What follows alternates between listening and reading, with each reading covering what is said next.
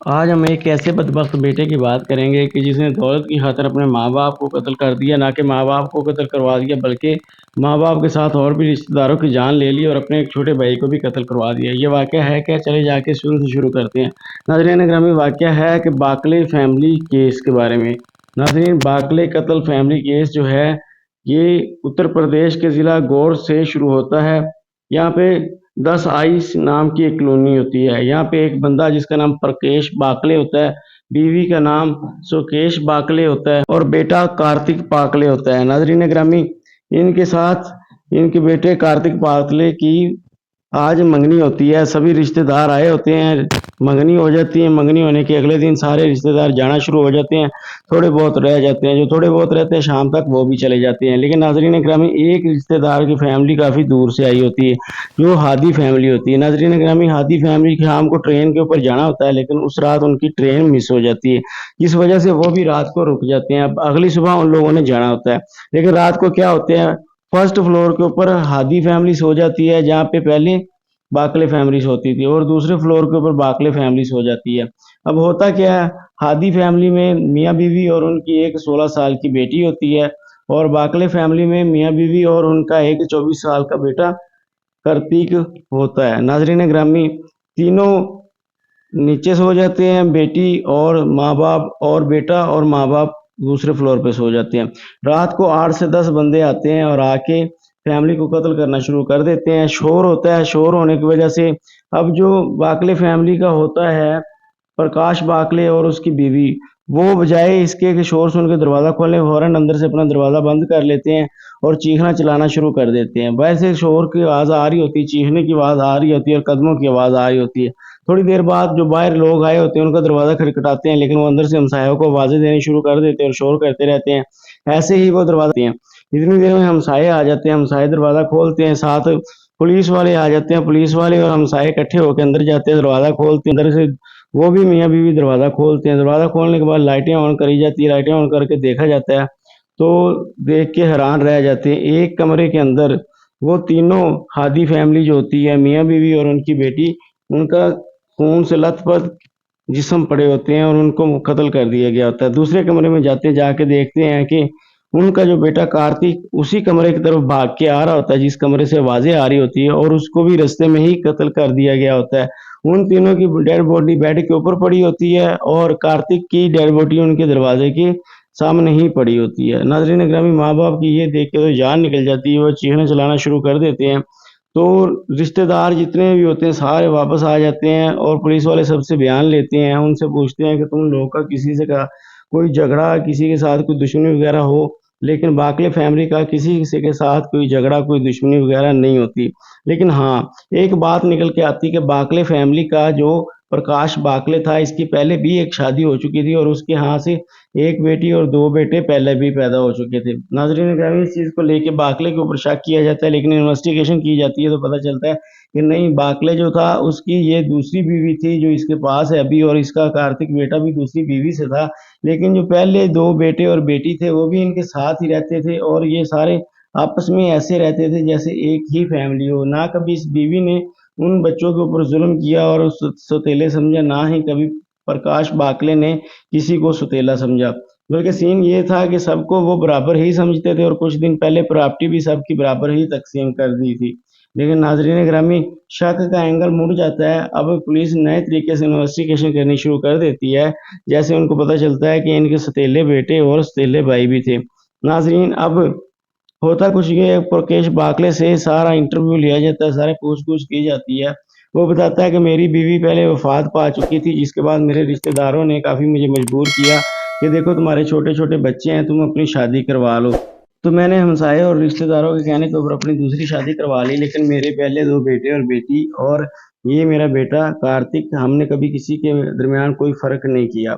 ناظرین، پولیس والے سب کا کال ڈیٹا نکلواتے ہیں، ہسٹری نکلواتے ہیں تو پتہ چلتا ہے یہاں پہ ایک بندہ مکشوف ہے، اور وہ کون ہے؟ واکین باٹلے، جو کہ ان کا سب سے بڑا بیٹا ہے۔ پولیس والے اس کو گرفتار کر لیتے ہیں۔ اب شک کی بنیاد یہ ہوتی ہے کہ جس دن یہ منگنی ہوتی ہے اس دن واکین پٹیل جو ہوتا ہے وہ اپنے بھائی کی منگنی کے اوپر نہیں آتا، और उनकी नाराज़गी चल रही होती है। जब बाप से पूछा जाता है कि नाराज़गी क्यों है, तो वो कहता है जी ये विरासत की वजह से नाराज़गी है।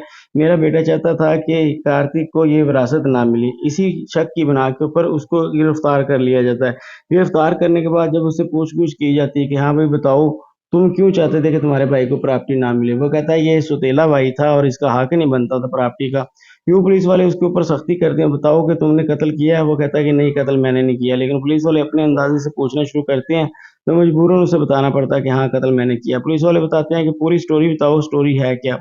तो वो पूरी स्टोरी बताता है जी कि सीन कुछ यूँ है कि ये मेरा वालिदैन मेरे साथ अच्छा सलूक नहीं करते थे। ये बाकी बहन-भाइयों को ज़्यादा प्यार करते थे और जो इनका बेटा कार्तिक था उसको ये ज़्यादा प्यार करते थे। तो मैं इनका सौतेला बेटा था, पहली बीवी से बेटा था, इसलिए मुझे ये प्यार नहीं करते थे। हालाँकि माँ-बाप उनमें कोई फ़र्क नहीं रखते थे, बल्कि इससे सबसे ज़्यादा प्यार करते थे क्योंकि ये सबसे बड़ा बेटा था।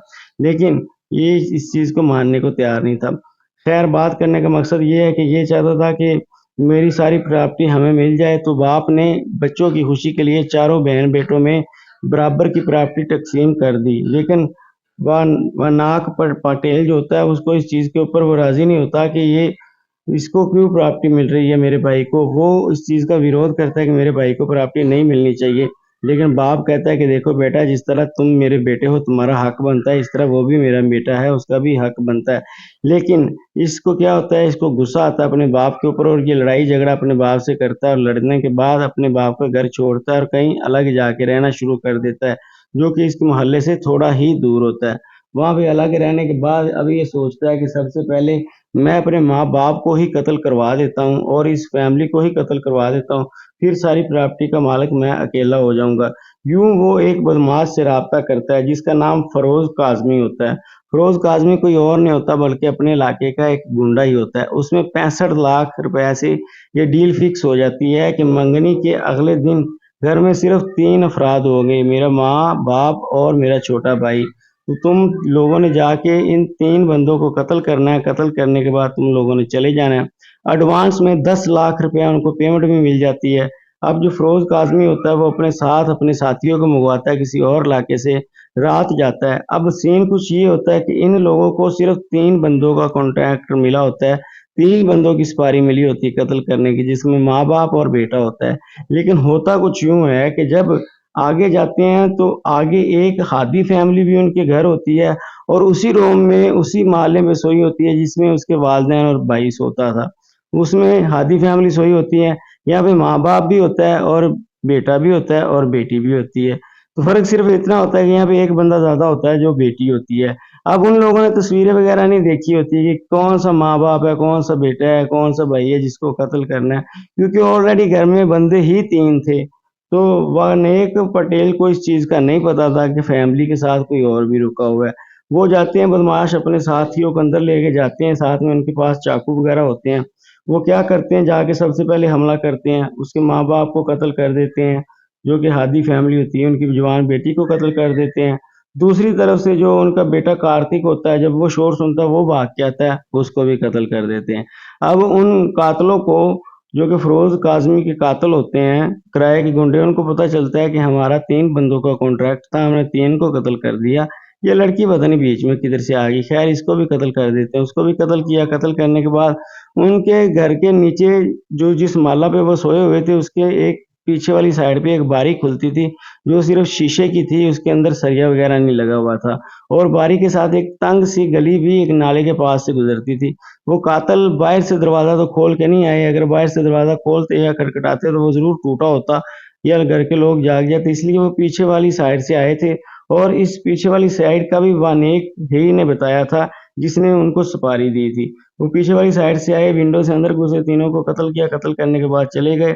अब आगे वाले दिन जब ये सारा कांड होता है तो पता चलता है कि माँ-बाप तो बच गया और भाई जो था वो भी कत्ल हो गया और जिनको कत्ल करना था वो तो कत्ल नहीं हुए, बल्कि इनके रिश्तेदारों की हादी फैमिली कत्ल हो गई। इस चीज़ का तो दुःख उनको था ही वालिदैन को कि हमारी वज़ह से हमारे अज़ीज़ कत्ल हो गए हैं, जो कि नहीं होने चाहिए थे।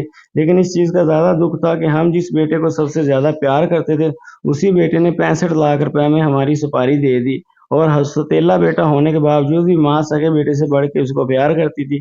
लेकिन बेटे ने बेटा ना होने की हद ही पार कर दी اور بتا دیا کہ ستیلے ہی ہوتے ہیں۔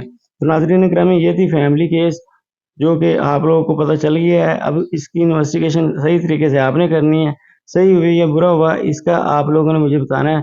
مجھے اجازت دیں، ابھی ان کا کیس سیشن کورٹ میں چل رہا ہے، اب جو بھی عدالت ان کو سزا دے گی یہ تو آنے والے وقت میں ہی پتہ چلے گا۔ مجھے اجازت دیں، اللہ خیر نگہبان۔